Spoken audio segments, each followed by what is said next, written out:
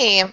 Okay, I am going to give you a really good breakdown of vertex form and transformations just on a very small basic level. Just to give further explanation, just more examples. So we're going to talk about, this is vertex form. It's a quadratic.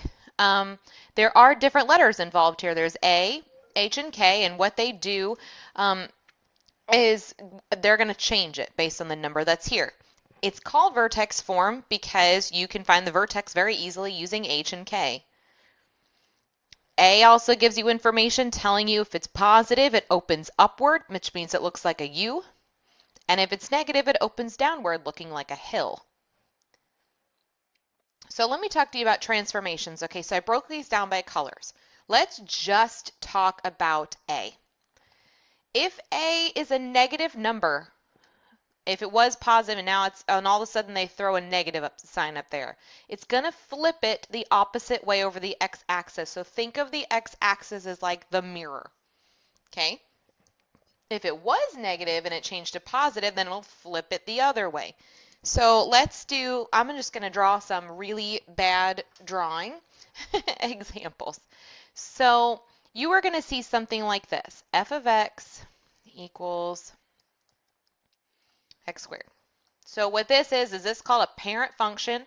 This is just a basic u on a quadratic. So let's just, it looks like this. If all out of nowhere I just decided to do this, add a negative sign to it, then it's going to look like this. That's all it does. It just flips it. All I did was shove a negative sign out in front of it in the A spot, and it'll flip it. Now, you're probably wondering, well, what if it's just not a negative sign? What if it's a negative and a number? Let's talk about what it does if there's a number involved. So, let me erase this.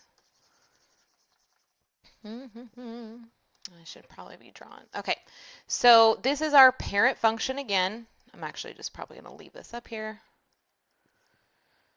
Oops. All right. So we have our parent function there. So what I'm going to do is I'm going to put a number in front of it. Okay? I am going to put the number 2. All I did was put a 2. This is a whole number, and if it's a whole number, it's going to make it skinnier, or stretching it is another word it's called, by a factor of that number. So what does it look like visually? So this was your parent function. It's a really bad parent function. It's a pretty fat one, but that's your parent function. What it's going to do to it is just make it skinnier. I'm really bad at drawing parabolas. Can you tell? If you're watching this and you're not my student, I apologize. It just makes it skinnier. And how I think about it is like, I think of like this is a rubber band. And the more people, the bigger the number, are pulling on it. They're like pulling on that rubber band, it stretches it. That's just how that comes in my brain. Okay, so let's try a different number. What if that number is not a whole number? What if it's between, what if A is between 0 and 1? So that's a fraction or a decimal. So let's say if I do 1/2. If it's a fraction or a decimal, this was my parent function, it is going to make it fatter. That's all it does. It just makes it fatter or skinnier. So the number in front here makes it skinnier, or make it fatter or skinnier, or flip it. So what if this is my parent function? Again, this is just x squared. What if I decide to make it negative 1/2?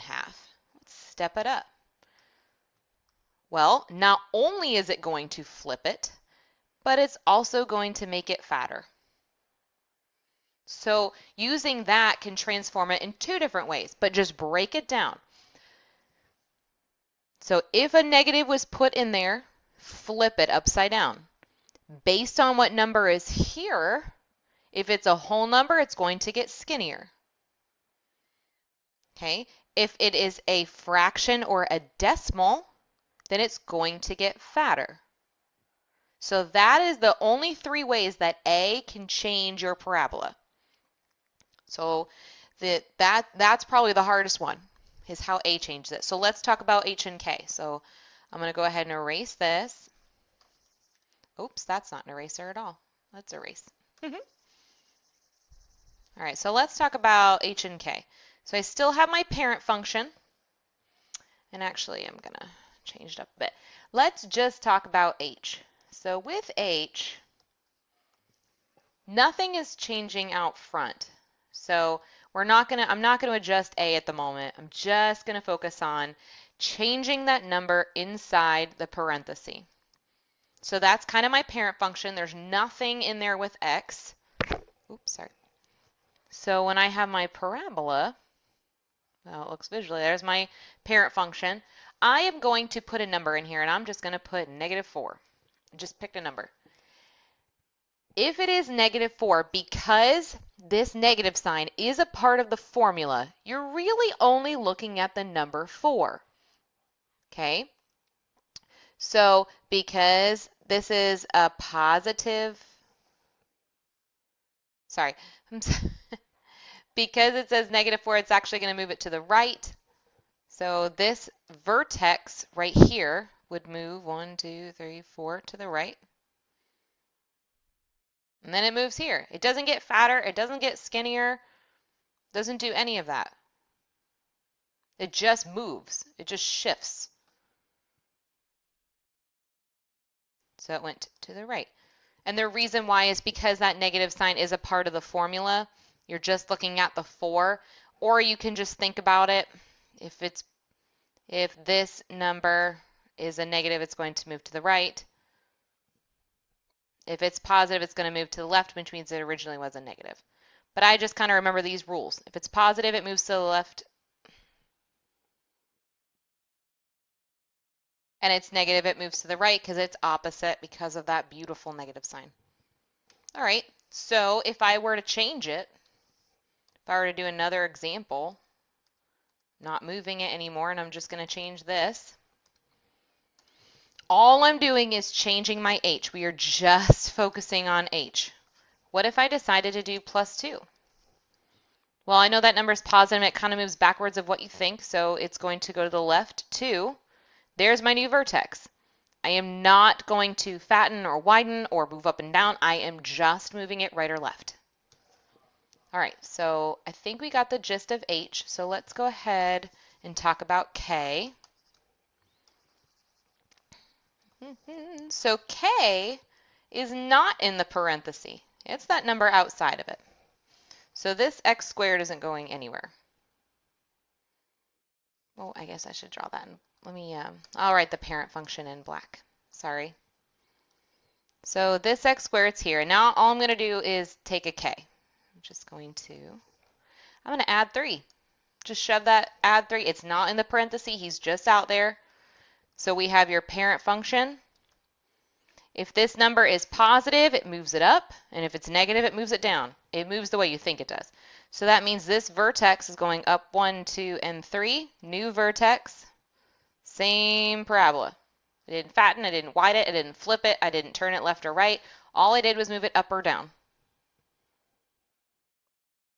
Okay? That one's probably the easiest one.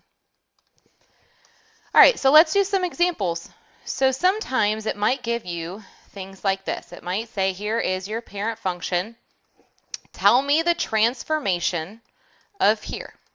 So if I were to do something like,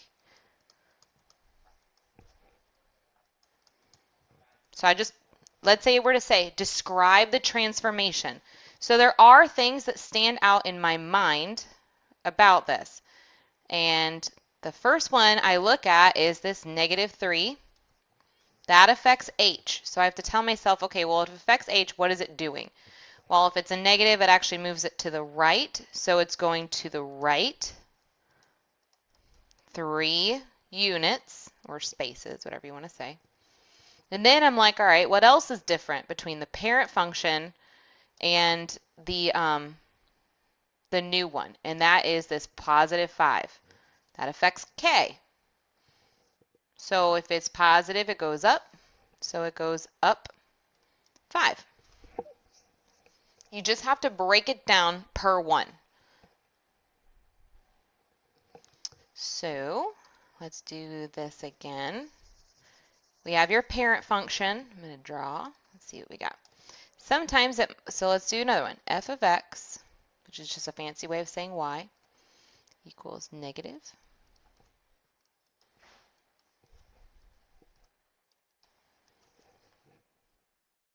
So if you want to pause this video first to try this, and then I'm going to say the answer, you can pause it now and then play it again. Okay, so there are different things here that stand out. There is this negative sign. That affects my h. There is this positive 5. Oh, I'm sorry. The negative sign affects a. There is this negative or positive 5. That affects my h. And then there is this negative 8. That affects my k. So now that I figured out what my changes are, let's break it down. That negative sign, all it does is it flips it over the x-axis. Remember, your x is kind of like your mirror. So that's the first thing it does. The second thing it does is the positive 5 means it moves to the left. So left 5 units. And that negative 8, what that means is it goes down 8. Pretty simple. And I know I'm going fast. You're more than welcome to watch this video as many times as you want. So another way it might go about it is it might tell you what transformations it wants to do. So I want to do a transformation that goes down 6 and to the right, 2. All right, so what I do is I set up my transformation. I have to put numbers in here. So down 6 is pretty easy. That just means it goes in the K spot. So down is down. Then to the right 2. Well, that kind of works a little backwards. So even though it's to the right 2, I'm actually going to put a negative 2 there.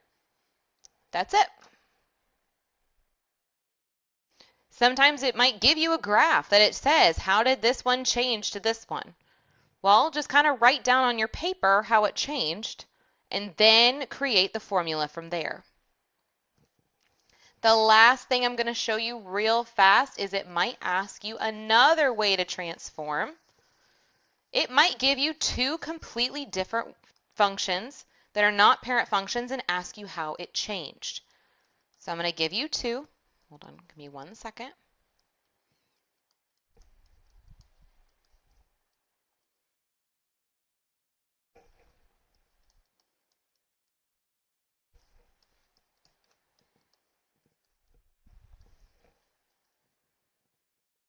Let's do, all right. So it's going to ask you how it changed. So then we have to sit here and talk about this. Let's talk about how it changed. Well, we went from a negative to no negative. So that means it flipped. We went from positive 2 to negative 2. So how did we do that? Well, we had to add 4. So by adding 4, that means it went to the left 4. So that's a positive 4. How do we get from negative 3 to positive 5? We added 8. So that means it went up 8. All right, I hope this video was helpful. I'm going to go ahead and stop it right here and let it load. If you have any questions, do not forget to ask your algebra teacher. We are here to help. Have a good day.